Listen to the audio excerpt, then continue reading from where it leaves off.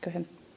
I give you permission to ask any question you want, and I'll answer it to the very best of my ability. Oh, thank you, sir. No secrets. The first question is, how do you describe yourself? I am not normal. I don't want to be normal. I'm a good person, basically, reasonably well educated. How about you tell me a little bit about yourself, about what you do? I'm a pharmacist. I've been a pharmacist for 50-some years now, and I've always wanted to do this. It's a job that I do, and it's a job that I enjoy doing, and I'm doing it until I probably die, which may be who knows when. But I grew up in a family with 5 brothers. So there were 6 boys, not a girl there. And for which I'm completely grateful. Thank you, Lord. My best friend had 2 sisters, and I'm grateful. At the age of 3, I did come down with polio. And I spent 2.5 years in a hospital in Denver, Colorado, doing various things that I can't remember all of them, without even seeing my parents in that time. They couldn't afford to make the trip from western Nebraska to Colorado to see me. Anyway, but eventually I went home, went to a St. Patrick's Catholic grade school and high school. I didn't feel special or unspecial because of my polio. At the very beginning, when I first came home from the hospital, I had to walk with crutches and things, but I got over that, and I had a completely normal life. As such, I had no problems, no crutches. I did have several surgeries and such in the meantime, but I had nothing that made me feel like I was anything special, or it was not special. I was just one of the guys. And with the 5 brothers, they cut me no slack, which was good, because I had to be who I am. And it made me who I am, because I wasn't, oh, poor Jimmy, you know, and this kind of thing. Didn't have any of that at all. It was, Jim, do this, Jimmy, do that, and so forth. Growing up with 5 other siblings, did you feel at all neglected by your parents? Did you feel like you were smothered, either or? No. It was, you could have had a better family relationship than I had. I grew up, we didn't go around telling each other we loved each other because we knew it. Mm-hmm. We didn't have to say anything, and it wasn't a thing that you would do, but once in a while my dad would even hug me. And he liked me, but then I'm like him anyway, so. No, I grew up a very normal life. And like I say, nobody made, well, there was one thing, for example, when we played baseball, and I was batting, I still had to use crutches at the time. Somebody would hold my crutches while I batted, and then I'd get them and run to first base with my crutches. You know, so that's the kind of way things were. What was school like for you as a child? School? Mm-hmm. Like elementary school? Oh, school was fine. I had no problems with school at all. You didn't have any people look at you different because you had polio? Oh, no. Got into a few fights even, you know. But mostly we didn't have to worry about fights because we fought amongst each other. With my brothers, but with 5 other brothers, I imagine. My brothers would come to my aid if we come to each other's aid. So, no, I wasn't made to feel, even in school, in any way special or not special. It was just there I was. Mm-hmm. You were just treated like everybody else. It was a different world in those days. Mm-hmm. You know, we had a bully, but he turned out to be my oldest brother's best friend, you know, so it's just one of those growing up phases. But no, the polio has not affected my social life at all. Good. In my physical life, in the past few years, it's made some differences. But when I met Joanne, after I was out of school by then, but I was walking with no crutch. I had no problems. I could walk long distance, do whatever I wanted to do. And I bowled, played golf, danced, did all the good stuff, you know. So I had no problems, and I don't have any regrets for not being able to do those things now because I did them when I could. I can't do them now, but I can't be 21 again either. Being the second oldest, did you feel like you had to be a leader per se? No, but I felt, in fact, my mother told me this, that if my older brother, who was just 1 year older than I was, did something, then I felt I could do it. Okay. And I walked at 10 months old because he was walking. I was toilet trained by the time I was a year old because he was. If he could do it, I could do it. And that kind of is the way I've been all my life, and I'm still that way. I can tell that. Yes. So there's a picture I have of myself with my younger brother and my older brother. I'm standing there leaning against my dad's leg, waving my arm, and it's got that attitude to it. Mm-hmm. And that was when I was 2 years old. So And you had the most confidence in the world. I can tell it. I mean, I've just never- from you being, from what you're saying, from you being little, from now, you have all the confidence in the world. I admire you a lot for that. Where do you think that came from? my dad. Your daddy? Yep. And I think a little bit came from having polio too, because I had to prove it, that it didn't bother me. And I did.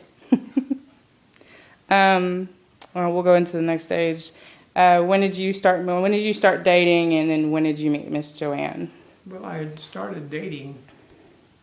In high school, we didn't really date, we just ran in a group. Mm-hmm. And there'd be 2 or 3 girls, 2 or 3 guys, it was just a group we ran in. But I didn't, of course I dated pretty heavy and solid when I got to college, you know, and I had this little dimple that, and I had no, and I'm not saying this to be any kind of bragging, but I had no trouble with the girls. But because I was sincere. Mm-hmm. If I was dating you, if not with you, you were the most important part of my life at that point. And I wasn't meaning it. That's the way it was. It wasn't an act. I was sincere. Mm. And anyway, that was and then after college, when I moved to Texas, a year after I graduated, I was introduced to Joanne by some mutual friends that met her on a blind date. Boy, I'll never do that again. And we dated for 2 years and then got married. Okay. What was your feeling when you had your first child? When y'all had, who is your oldest? Kathy. What was your reaction when you first saw her? Let me describe the very first moment that I can tell. When she was in the nursery at the hospital, mm-hmm. She was a beautiful baby. She was in about the 3rd row back, and I was standing outside the window. And people would say, "Oh, look at that beautiful baby there in the 3rd row." And I popped all the buttons off my shirt. Now, if that doesn't describe how I felt about my family, I don't know what you can say. And every kid since has been the same way. Oh. So how many? I'm proud of my family and my wife and my kids, and I couldn't have do any better. How many grandkids and great grandkids do you have? Oh, Lord. I always like to ask that question. We had 9 greats, but I've forgotten. I guess counting the in-laws and outlaws, we got somewhere around 20. Around 20 altogether? Mm-hmm. That's a lot of kids. You want to see it when it comes to paying the check at the restaurant.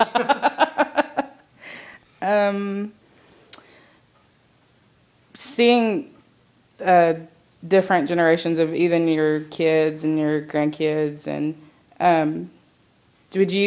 what advice would you give somebody my age, or to even your great grandkids, who I assume are my age or a little bit older? What advice would you give them that you've lived through? This may sound kind of funny, but be true to yourself. Mm-hmm. Believe in yourself, and don't let anybody else put you down.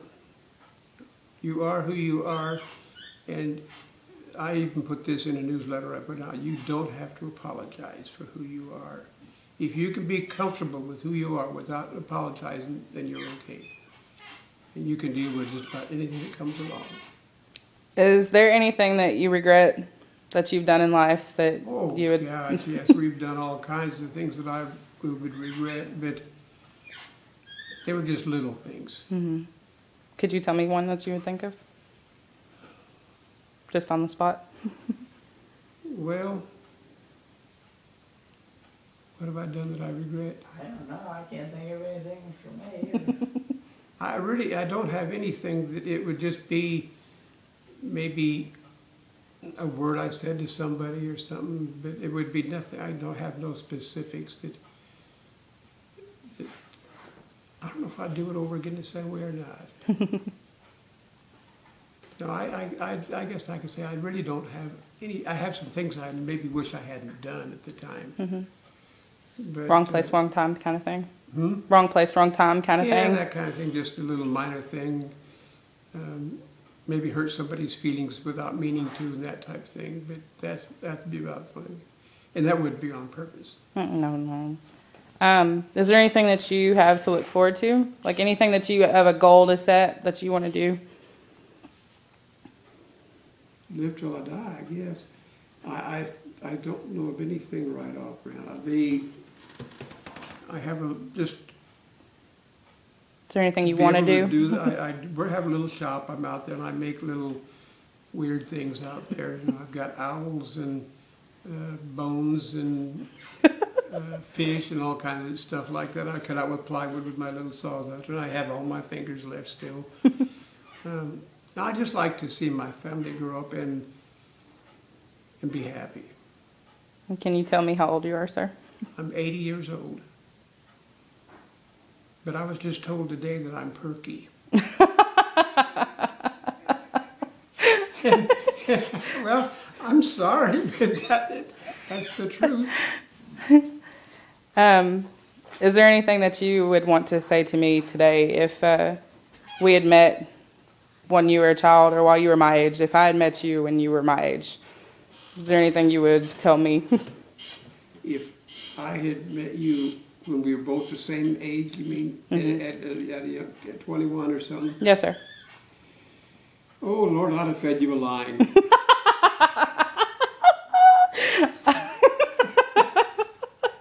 I'm sorry, but No, that's funny. you were a female and I was a boy with all my hormones. I'd have fed you a line. Let's just say, like, if you could go back from now, from all the way going to your 81 right now, and then you could go back if you could, and you met me.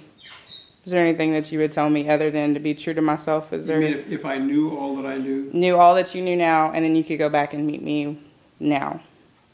Oh, I don't think so yet, because everything else is superfluous. You pay your taxes, get a job that you like. Whatever you do, if you don't like it, if you don't feel comfortable, don't do it.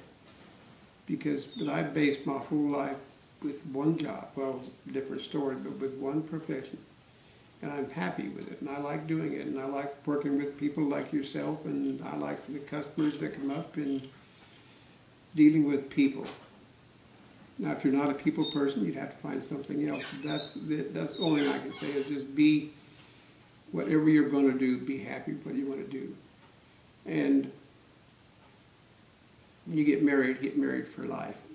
Keep that in mind. It's not this slip in and out. It's two things that are missing today that we had more of, and that's morality and communications. I agree. And both of them can be wrong. Well, thank you, Mr. Jim, for letting me interview.